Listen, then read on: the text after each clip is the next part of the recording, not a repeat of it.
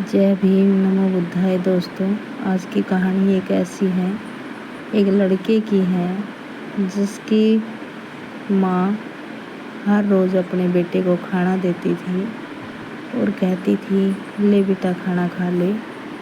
तो बेटा कहता था कि माँ आप भी खा लो। तो माँ कहती थी, आप आधा खा लो, आधा मेरे लिए छोड़ देना। अब एक बार की बात है, उसकी माँ बिगर बताए चली गई कहीं। अब लड़का पूरा दिन उदास रहने लगा और सोचने लगा, पता नहीं मेरी माँ कहाँ गई। और पर क्या करे, बच्चा तो बच्चा ही होता है। बच्चे भी, दोस्त भी उसका मजाक उड़ाने लगे कि देखो ये चुपचाप बैठा रहता है। और जो और लोग थे, बच्चे थे, उनके घर वाले भी उनके पास खेलने तक नहीं देते थे। ये पता नहीं इसके क्या रोग हैं, ये सब पूरा दिन चुपचाप बैठा रहता है, इसके साथ नहीं खेलना, अलग खेलो। पर वो बच्चा कुछ भी नहीं बोलता था, बस वो हर रोज़ ऐसे ही करता, खाना खा लेता, आधा खाना थाली के अंदर छोड़ दिया करता था। तो ऐसे ही दिन गुजरते चले गए। सब लोग उसको देख के हंसते, गिड़गिड़ाते, लेकिन वो किसी को भी कुछ भी जवाब नहीं देता था। एक बार की बात है कि तथागत बुद्ध उधर से गुजर रहे थे। सब लोगों में तथागत बुद्ध से मिलने के लिए उत्सुकता थी। अब पूरे गांव की भीड़ लग गई और वो लड़का एक पेड़ के नीचे बैठा था चुपचाप। उसने आधा खाना खा रखा था, धूप में बैठा था और उसकी पीठ पे धूप आ रही थी, लेकिन उसे कोई फिक्र नहीं थी।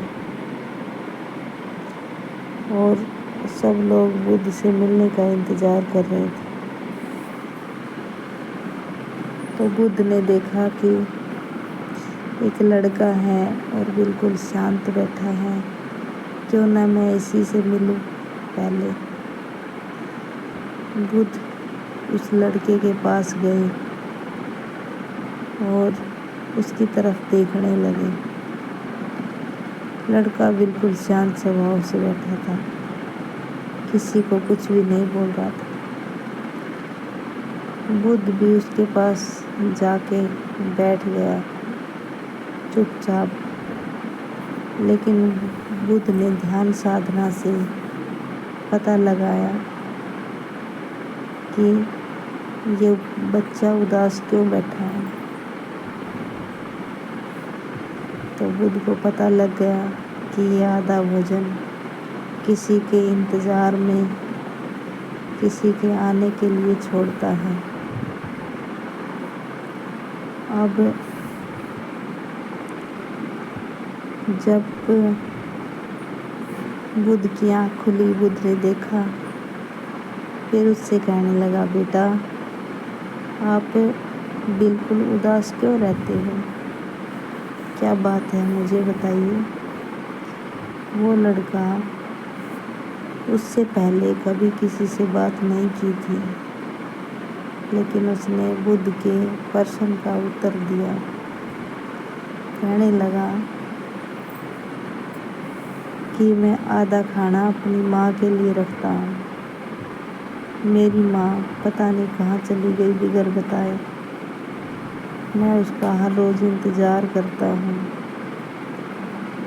उसके लिए आधी रोटी छोड़ता हूँ, क्योंकि जब भी मैं खाना खाता था, मुझे शुरू से ही आदत पड़ी है, जब मैं खाना लेके बैठता था, मेरी माँ से कहता था, आ जाओ माँ खाना खाएंगे।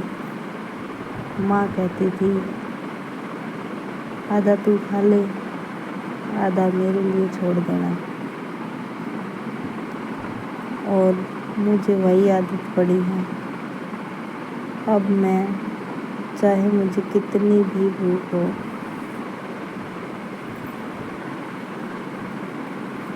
پر میں آدھا کھانا ہی کھاتا ہوں، آدھا کھانا میں تھالی میں رکھتا ہوں۔ مجھے انتظار ہے آج بھی کہ کہیں نہ کہیں سے میری ماں آئے گی۔ کبھی میری ماں بھوکی ہو نا، اس لیے میں کھانا رکھتا ہوں۔ بدھ کو تو سمجھ میں آ گیا تھا، لیکن یہی بات گاؤں والوں کو سمجھ میں نہیں تھی۔ وہ سوچتے تھے پتہ نہیں کیا یہ ٹونڈا ٹوٹکا کرتا ہے، کیا کرتا ہے، یا اس کے کوئی بیماری ہے یا کچھ اور ہے۔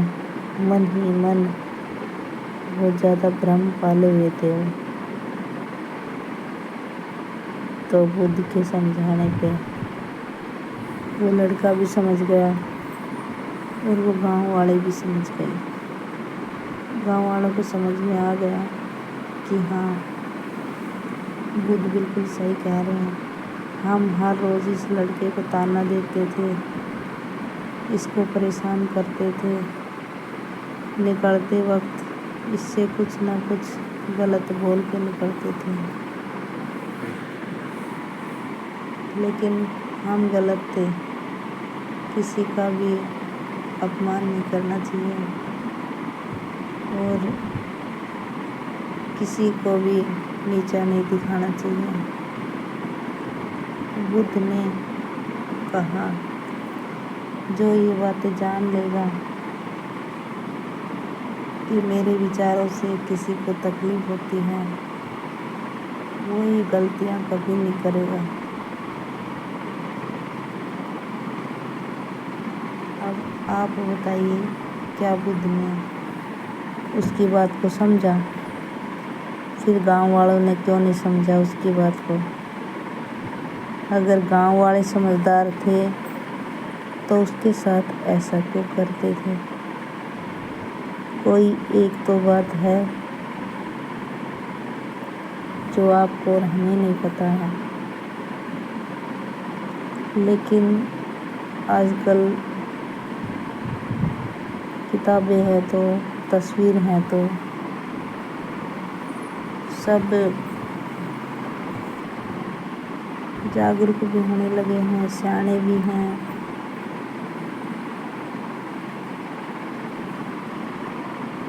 تو میرے تو کہنے کا مطلب یہی ہے، دھیان سادھنا کیا کرو اپنا۔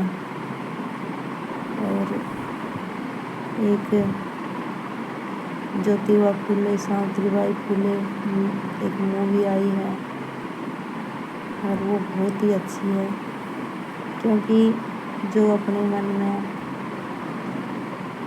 کہنا ہے نا، ہم کچھ غلط نہیں کرتے ہیں، وہ لوگ اگر دیکھیں گے اس کو پتہ لگے گا کہ تم کیا کر رہی ہو اور کیا کرنا چاہیے۔ اب کئی گاؤں کی گھٹنا ہے، ان لوگوں نے گھر سے ساری مندر مورتیاں وغیرہ باہر نکال کے گر دی اور کہتے ہیں آج کے بعد ہم نہیں پوجیں گے۔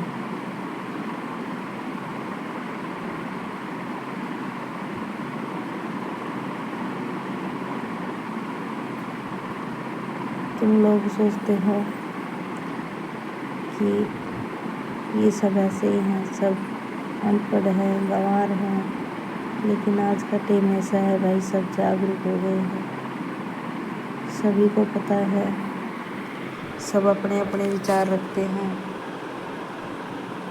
آپ کو یہ ویڈیو کیسی لگی کمنٹ کر کے بتانا۔ سبھی سے میرا ریکویسٹ ہے، پھولے مووی ضرور دیکھنا، لوگوں کو جاگرک کرنے کے لیے ہی وہ مووی آئی ہے۔ اس پہ روک بھی لگا دی تھی، لیکن میں اس کلاکار بھائیوں کا بہت بہت شکریہ ادا کرتی ہوں، انہوں نے وہ فلم بنائی اور ہمارے سماج کے لوگ، دیش کے لوگ دیکھیں گے تو ان کو سمجھ میں آئے گا۔ جے بھیم، جے بھیم، جے